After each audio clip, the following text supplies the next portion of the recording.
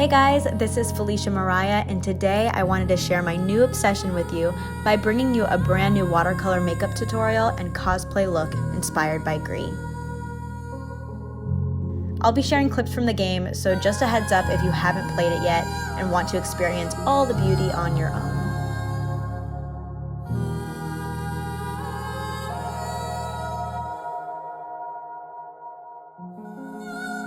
So if you don't know what Gris is, it's an incredibly beautiful indie game by Nomada Studio. The game follows a girl, Gris, who wakes up in the hands of a statue of a woman. As the statue breaks apart, Gris falls to the colorless world below, heartbroken. As she progresses forward through what I believe to be her mind, she enters into different stages of grief. Sometimes diving even deeper into darkness until she can face her inner demons and come out on the other side, back to the light. Each stage unlocks a new color, bringing it back into her world and introducing a whole new perspective to the world you have already been exploring. This game just resonated with me on so many different levels and was such a delight to play. From the stunning watercolor atmosphere, the meditative gameplay, the elegant soundtrack and sound design that accompanies it, this became an unexpected new favorite that I can play again and again. And I couldn't help myself but to get inspired to cosplay Gris along with a watercolor makeup look. For this look, I combined a mix of references from the gameplay and character artwork. I loosely followed my main reference, which was the game poster. But as Gris is a sketch and a watercolor animation, her colors tend to shift a bit throughout the game, especially the hair.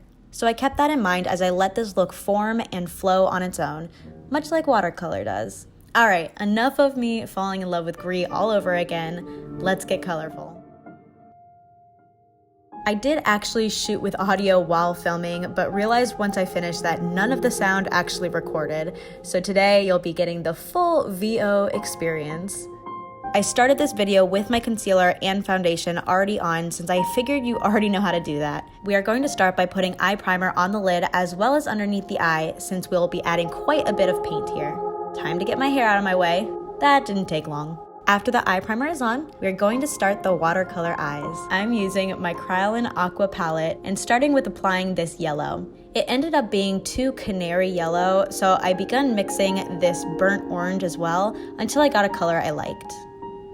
Using a somewhat dense but fluffy brush, begin applying your first layer.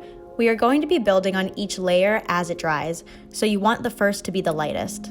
You can use your finger to lightly tap the paint to spread it out and achieve more of that translucent look.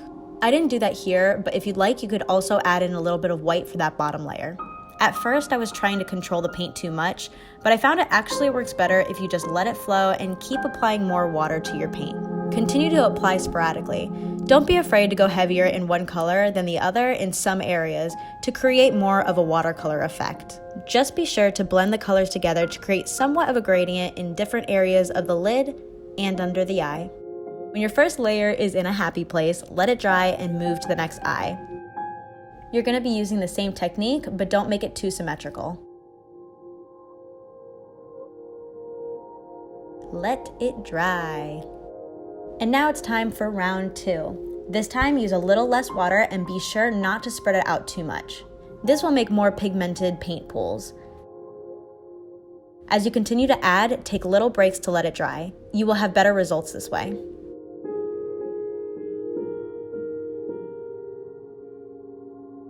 I was being a little impatient at times, which takes longer in the end because you just end up doing more layers.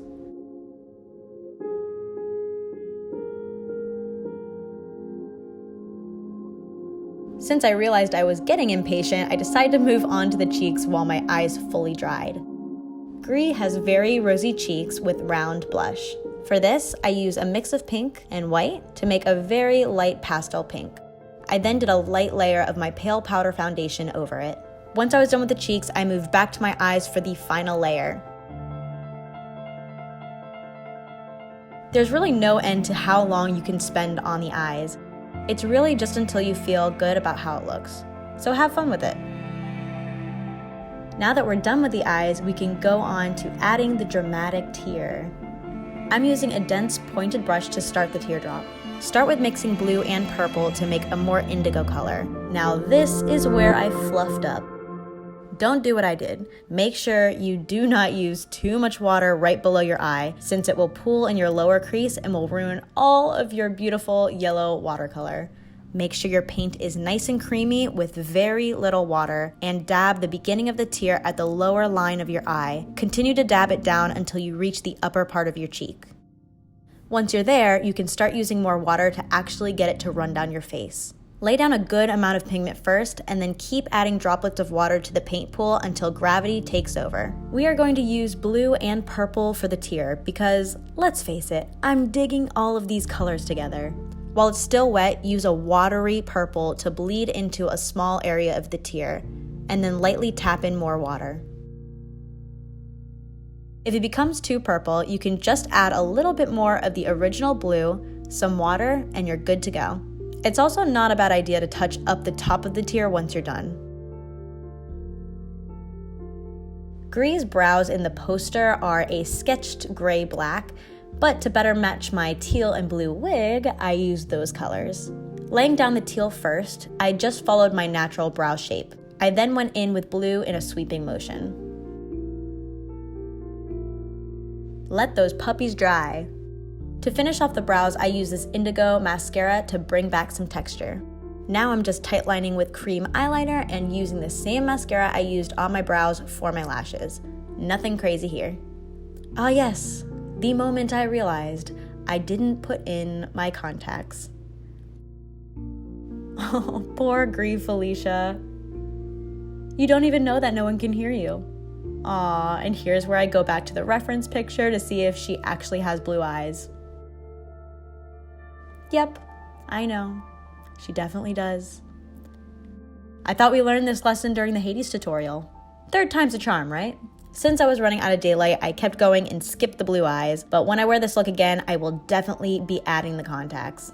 All right, moving on. Start by using a liquid foundation on the lips to remove any color. Then begin adding in pink. Start with a light pink by mixing it in with white.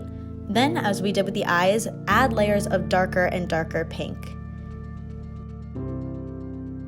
I was really excited to get to the lips as I love how they are illustrated on the game poster. Even the lips were watercolor and not filled in all the way, so I tried to replicate that here.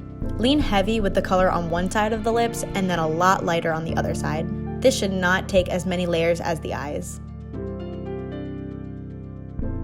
Mine turned out a little bit more gradient than I wanted, so I went back in with foundation in some spots. Now for the scariest part of the tutorial, these sketch lines. I'm using a super fine liquid eyeliner and following a couple of the creases in my lips. I apologize for the blur. I kept leaning into my mirror, which leaned me out of the focus spot. No more 2.8 for me. I also outlined my cupid's bow and the outline of my lips, leaving some gaps open. So I continue with a couple sketch marks on the bottom of my nose, the bottom of my brows with a couple hairs, down one side of my nose connecting to the eyebrow, and a small sketch on the other side of my nose. We don't want to go too heavy with the sketches. Even though I tried to make the lines as thin as possible, they were still too dark and bold for me, so I used my pale powder foundation to go lightly over any lines I made. Don't forget her cute little freckles. This is another piece of Gris that tends to change colors throughout the game, so I went with a pink red.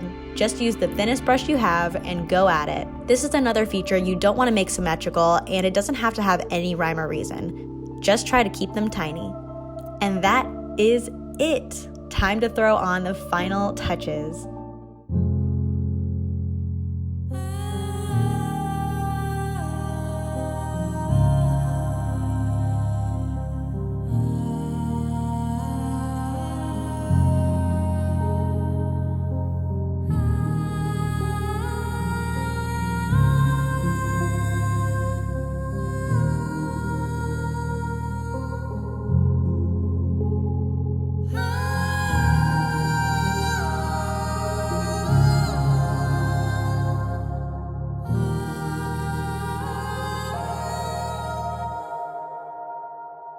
Thank you so much for watching. I really hope you enjoyed this Gris makeup tutorial. I absolutely loved the whole process of this, playing the game, figuring out my costume that I could use for it, the different types of wigs.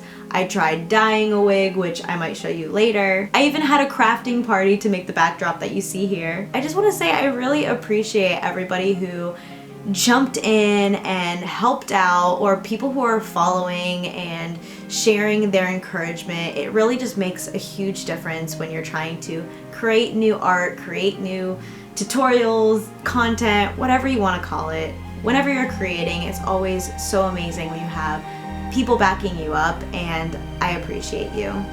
So that being said, thanks again for watching. Give this a thumbs up if you enjoyed the video. If you love watercolor, if you loved the Gris game, if you're gonna play it, if you have a Nintendo Switch. And don't forget to subscribe to my channel. I'm going to be doing a lot more cosplay and costume fun, so get ready for it.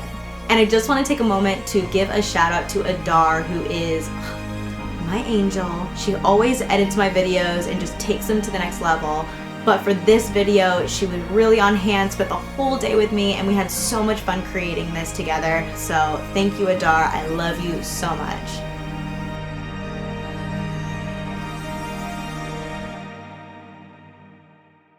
I also want to thank Berlinist, who made the soundtrack for Gris and not only gave me permission to use it in this tutorial, but also provided the whole soundtrack. Here are the songs that we used in this video, but definitely check out the Gris soundtrack on Spotify. I love you all, and I hope to see you again next time.